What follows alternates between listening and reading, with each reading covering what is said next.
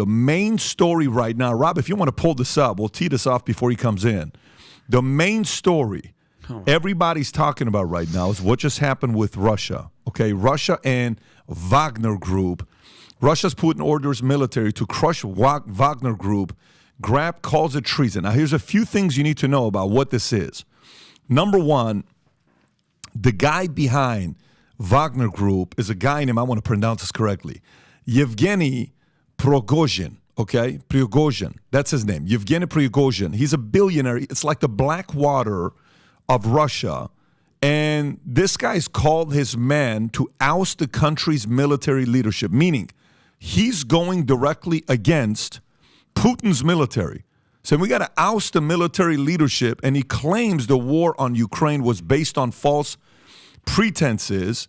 They have roughly 25,000 soldiers. Okay, these are a lot of former ex-Navy SEALs. You know, these are guys that are, mercenaries. These are not regular types of. These are people that believe in the cause of what's happening and not doing their job because they have to do their job. They're doing their job because they believe in what Yevgeny is talking about. Sometimes people like this are true believers. 10 soldiers that are true believers going against 100 that are just doing their jobs. Sometimes the 10 has an edge over the other 100 because they believe exactly in what they're doing. So Robin Hood. Exactly. So Putin responded, the actions of Wagner Group are seen as treason. There's a warrant out for him right now. They got bombed. I think he claims they got bombed. Their unit got bombed. They're bombing some, gas, different kind of places that they're taking out. Putin is telling them to get this guy here, this guy being a billionaire. There's a lot of stuff that's going on right now in Russia. Do you have one of the clips, Rob, to show on what's going on there? I think there's whether it's Putin giving a speech or him giving a speech or the explosion. I think one of the videos, Vinny, you may have given to him. Yeah, see, because they're advancing right now towards. They're saying they're going towards Moscow right now. He's advancing through the streets, and there's a bunch of vehicles blown up, and they're on to the side, and he's actually advancing there right now. What's this here, Rob? Lower the music just so we don't have to. Is there any other thing to? So this is what? This is them pulling up to who? Well, they took over a city called Rostov, right? Okay. And now they're basically marching towards Moscow, 25,000 soldiers. A lot of them actually recruited from prisons and penal camps. And they're basically saying that this is the most serious threat internally in Russia essentially since Putin a civil took war. Over since 2000. A civil war in a country that has twice the nuclear weapons we have. And it's happening right now. So, Alex, what are your thoughts on what's going on right now in Russia? Obviously, it's a breaking story. It's all over the place on cover of every website. This is all they're talking about. What do you know about the story? Absolutely. I'm glad we just spent an hour and a half on me, but I was like, let's not talk about me because what I really do study is geopolitics. Of course, you're a special ops guy. I know your history. You're super smart. I watch your show all the time. You know what you're talking about. So I really look forward to me shutting up here and what you have to say because I'll be honest with people. I didn't talk about the submarine until Friday because I wanted to see all the pieces. And they lied to us about that. They knew it blew up on Sunday. They used it as a distraction, bare minimum. And I'm sorry for the dead. But on this subject, last night we're driving in here, and I'm seeing this news, and I'm thinking, this is so dangerous, this can't be real. And then we were out to dinner late, and I saw it last night that it looked like it was real, but I just couldn't fathom it. So I spent a lot of time this morning researching this. This is obviously very fast moving, but let me just tell listeners and viewers, and I think you'll probably agree with me, and any other mainline military analyst would. This is the most dangerous development in modern history with nuclear weapons, okay? Ladies and gentlemen, Russia has tactical nukes and intermediate range and long range weapons all over Western Russia. Their submarines are off our coast. If you know Russian history, if a leader fails a war, they always kill him. Putin is a softliner compared to the hardliners that are trying to take control. And I don't know who's working with NATO. I don't know if it is, how do you pronounce his name? I have trouble. Yevgeny? Yes. How do you say his last name? I always butcher it. The point is that I'm having one of those moments. Prigozhin, this guy? Prigozhin, yes, Prigozhin, if I'm saying it right. Prigozhin. I have trouble with the Russian. And Prigozhin. See, even though it's in a Russian agent, I don't know anything about it. But anyways, Prigozhin, I'm trying to draw the data up right now. Prigozhin is obviously one of these billionaire oligarchs that runs these catering companies, and he does a lot of psyops with Putin. Is reportedly Putin's best buddy, and he's a former prisoner and all the rest of it. And he's a former friend of Putin. Well, Putin's now saying he wants to arrest him. Yes. Well, you guys have all the latest developments. What I'm saying is this: we know that NATO has back channels with the Russian Central Command, and they're both working to not have a nuclear war behind the scenes. So the question is it the Russian? Here's the different scenarios. I want to hear your take on it. Is the Russian military working with the West? Is Prigozhin working with the West that heads up the Wagner Group? Or are neither of those sides really working with NATO? And this is really an internal power struggle. And then the other question is, well, will NATO back one of the two? And then separately, is this really the Russian military that just bombed Prigozhin and his troops? They're going to act like Prigozhin launches this attack, and then they're really going to kill Putin and then say it was Prigozhin. This is serious cloak and dagger, fog of war. I don't think Putin really knows what's going on because that's how Russia operates. It's total. Everybody works in unison until the knives come out. And right now, they're about all these different factions, all this stuff's going on. And the last time they moved the chairs around in 1999, when Boris Yeltsin disappeared, we got Putin. So I don't think we know. What we do know is Russia is now under martial law, and Moscow is under martial law. And 30,000 battle-hardened ex-convict survivors of the 60,000, half of them died, that were sent to Ukraine, who are credited with winning most of the battles, because Prigozhin says that the Central Command is working with the West and losing on purpose, and that they're trying to undermine things to take out Putin. And he says Putin needs to believe him. Now they say he's trying to come kill Putin. So Putin, we haven't seen him say this, but we've seen him in text say it, that he's going to get Prigozhin. And so I don't think we know at this point. This is unbelievably riveting. This just gives me unlimited adrenaline. I mean, I'll guarantee you I'm going to be scanning and reading and up. I'm going to go do an emergency broadcast today from the pastor's place. I've been here working the whole time, but I just absolutely have to do this. I'm glad we're here covering it. And now I'd like to hear all the latest developments from you guys, and then see what you think. Alex, is this one of those things where they say that the enemy of my enemy is my friend? Because this guy Prigozhin, the United States has issued an arrest warrant for him in 2018. This has to do with something to do after the 2016 election. I mean, we can go there, but he's no friend of the states. They have an arrest warrant for him. So I know that you kind of alluded, like, what's the NATO's involvement here? What's going on here? Is this an internal struggle? You're absolutely right. He headed up the internet. There's more questions than answers right now. But the average American is going to be like, oh, he's going to Putin, go get him. Americans that don't know anything are going to be cheering for this guy to get Putin out. But they have no idea what the hell they're talking about. You just brought it to the key. Yep. And that's why I had to brainstorm first. There's so many pieces, and then I come up with my answer. The bottom line is Putin is a middle-of-the-road guy compared to the hardliners. Prigozhin wants martial law and nuclear war with the West. He's completely psychotic. I've watched his videos where he says it, and he's fearless, too. He's out there on the front lines for like a year and a half. The guy's a maniac. And so, I mean, Patrick, what do you think? I mean, the bottom line is, oh, yeah, exactly. Let's get rid of Putin. Yeah. Then there'll be a whole new power struggle, and you'll get a much more radical Russia. What do you guys? And that's why Soros and the West were crazy 9 years ago to overthrow the Ukrainian government and then run these ops against the Russians to get them to come in. Make no mistake, I'm not for the Russians either, but the West started this. You're basically saying, be careful what you wish for. You want Putin out of there? Who's next in line? Yeah. Absolutely. And for everybody that was like, Trump and Russia and all the Russia, none of this would have been happening if Trump was in. So absolutely. Congratulations for voting for Biden, because this is what you get. Alex, you're saying that this guy's even more hardline, anti-West, anti-NATO than Putin? Prigozhin is 5 times worse than Putin. Really? How do you know that? Like, what kind of research have you done on him? I have trouble pronouncing his name, but I've been studying him for 20 years. I knew who this guy was 20 years ago. I've watched. I mean, he's always been there. He's been Putin's right-hand man since he was president. Before that, I mean, they came up together in St. Petersburg. What can you tell us about the essence of the Wagner Group? He heads this, but what's the whole purpose of these guys? Well, let's do this first, and then because there's a key point I want to make here. Or give me a pen, I'll write down. I'll remember to do it. But if I don't, I'll forget. Let me answer your question. Okay, thanks. What is the Wagner Group? I'll do that, and then I'll do I forgot what I was going to say. It was key. Sorry. That's how my brain works. Prigozhin, you're asking what the Wagner Group does. Yes. Okay, it was started 20 years ago by Putin, roughly, as his own private mercenary army to kill people he wanted killed inside Russia with plausible deniability, and then to kill people around the world, and to go take over with mercenary forces in the third world, just like China and the U.S. does, and take resources.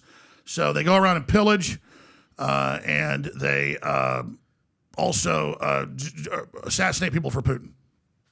And apparently they're currently all over North Africa, the Middle East, Syria. They were the ones that helped invade Crimea, and they're all over Ukraine right now. They're all over Ukraine, and they've been one of the most effective forces. And Prigozhin has been saying in the last year and a half since it started, I know the weapon systems, and he's proven he's a good military commander, and I've got military guys, that he got out of prison. That's like most of his force. You military, you're out. And a lot of these are, former special forces guys, some of the best Russian military they've got. And they're all saying the military is losing on purpose. We think they made a deal with the West and they're going to take out Putin. He's been saying that for a year. And so that's why I think they may have tried to kill Putin and blame Prigozhin. Because how does he think with 25,000 troops, if he can't take Ukraine and he's only taking some cities, how's he going to go take on the Russians that have got 10 times the force? Rob, can you do me a favor? Just pull up the WSJ story and let's just read the whole thing. So what is Wall Street Journal that just came out? They're fairly reasonable and in the middle. What's Wall Street Journal saying? Let's just read this. So President Putin said Saturday he ordered military to act against Wagner parliamentary group that sees the Russian stomach. You've got that. As Wagner columns move towards Moscow Saturday, they were attacked by Russian aircraft in the Voronezh region, some 300 miles south of the capital. Videos from the area show the city main fuel depot ablaze. A K-52 helicopter destroying a vehicle and another helicopter narrowly escaping a Wagner anti-craft missile. A Russian plane was also shot down. Okay. The crisis unfolding in Russia represents the most serious challenge to Putin's 23-year rule, a direct consequence of the strains put on Russia's society and armed forces by the war that he unleashed against Ukraine in February of last year. If the Wagner Group insurrection isn't put down swiftly, the strife could significantly undermine Russia's frontline troops in Ukraine, just as Kiev carries out a Western-backed offensive to Ukraine-occupied lands. The uprising lands are already emerging in Russia's society challenges Putin's strategy of waging a long war against Ukraine. Okay, so that's not saying anything. And what Prigozhin is saying, we've withdrawn because our half our troops died to the western edge of Russia. They began to bomb us this morning. We are not advancing. This is a lie. And see, notice the footage they say they have is of fuel depots and their bases getting blown up. So the military sees them as a threat and is taking them out. But here's the larger question. And please continue, but I want your take on this. Notice the timing of this. What happened in the last 2 months? The Ukrainians launched their counteroffensive 2 months ago, not 2 weeks ago, in probes. Then they launched their main attack, and not hundreds, but 10, like 400 or 500. I've watched the videos. I spent days searching, and it's not duplicates.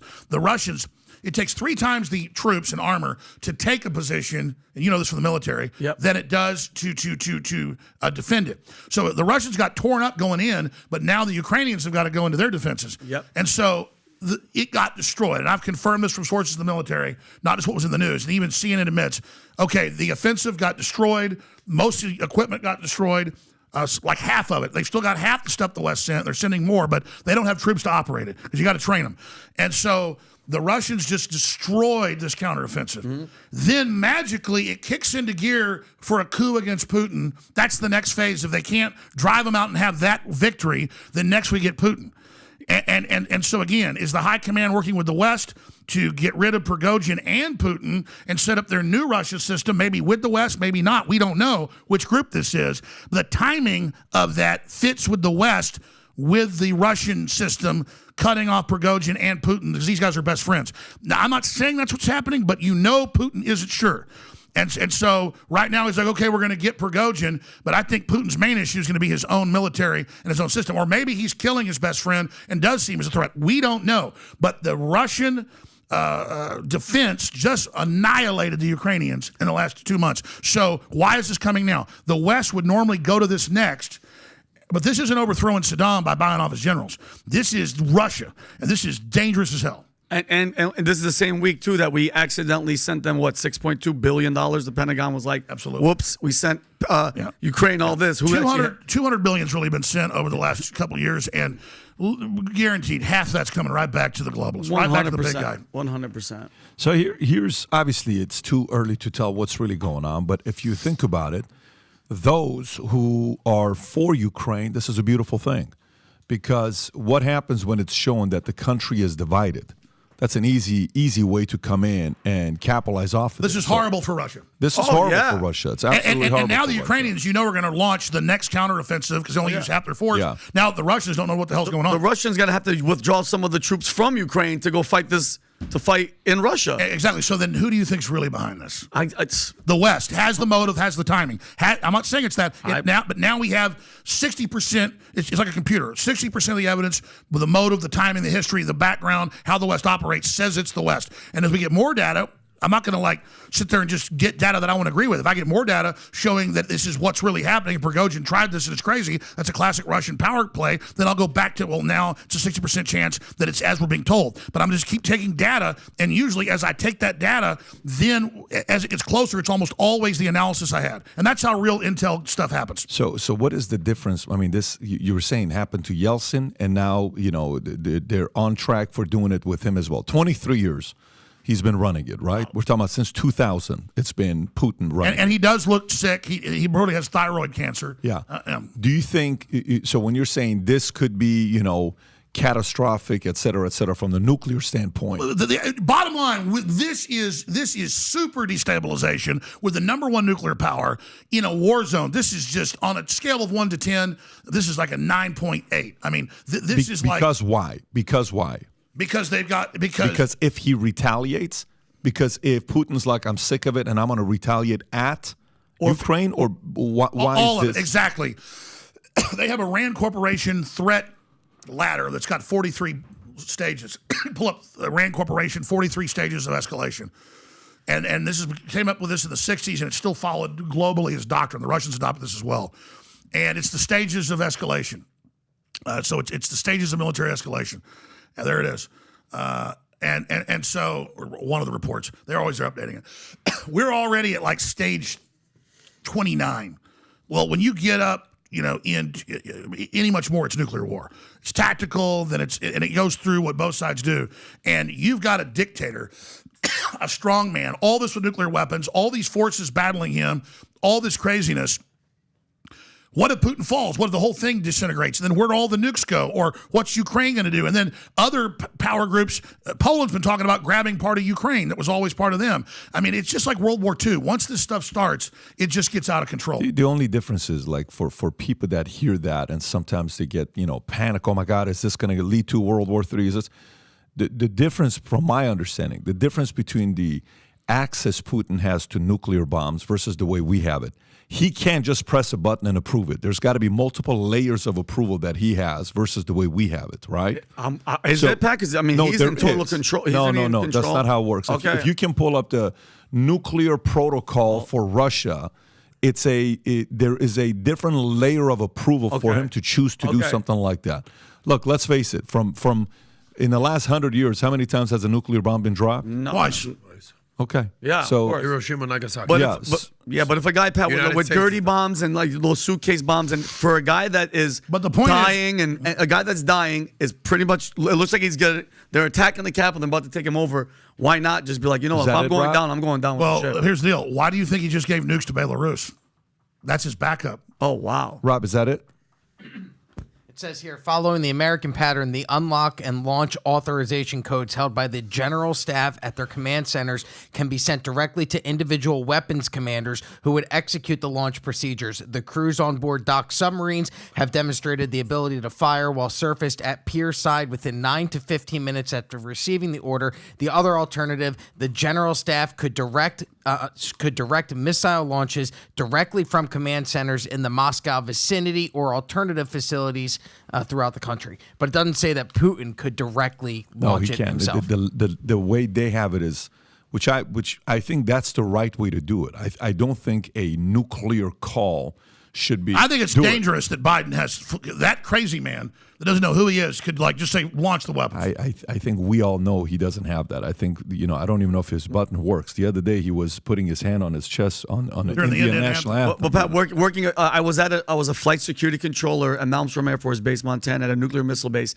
There's two to launch a nuclear weapon. Yeah. There's so many stages, Pat, and then it goes down to the missileers who have to get authenticated. No, because let me tell you what would happen if they did a nuclear. It wouldn't be what happened with Japan. It would be so many people involved. It would be back and forth. Yeah. Economy drops 50%. The market drops. It's over. Too many people are involved to not allow this from happening. Well, that's right. If a tactical weapon even gets used, the market drops 50%. Yeah. That's what the analysts believe. Yeah. But the point is, I'm not trying to be gloom and doom. I'm just saying Russia, with the biggest nuclear arsenal in a civil war with a major war on its border, we've got a crazy president. I'm just saying, I see all these pieces. People better be concerned. No. And by the way, there's some rumors right now on Twitter talking about the fact that, Putin's left Moscow. I don't know if you saw that or not. No, he did leave, yeah. Yeah, Putin left Moscow. Where did he head to? He's got an armored train. They're not sure if the train left. Alex, you know what would be interesting right now? How closely do you follow the doomsday clock? Very closely. It's like 18 minutes to it. Okay, I'd like to see where that's at right now. It should have gone up. I think it was 18 minutes to last time I checked. That's the International Atomic Energy Atomic Scientists Group. Right. How often do you check this? I check it. I mean, it's usually in the news when it goes up, so I see it. You're like, watch. This is my watch right here. Yeah, exactly. I mean, it was 18 minutes to before. Let's see where it's at now. It is 100 seconds to midnight, apparently. Oh my gosh! So I've never. Okay.